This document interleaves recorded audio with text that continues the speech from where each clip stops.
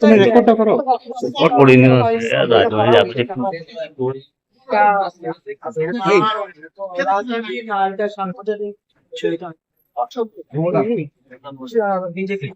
তাকেও চ্যাংড়া করে নিয়ে যেতে দেখা গেছে পুলিশকে, সে নিয়ে ওরা প্রতিবাদ তো হবে। ওরা আরো বেশি হাইলাইট করছে, আমার ব্যাংক দিয়েছে ইয়ে তুলো। তাহলে বিজেপি জেলা সভাপতিকে ছেড়ে দেওয়া হলো কেন? আমি জানি না কি হয়েছে, কাকে ছেড়ে দিয়েছে। পুলিশ ছেড়ে দিয়েছে। পুলিশ ঠিক বলছে, সে সবকিছু খুব কঠিন।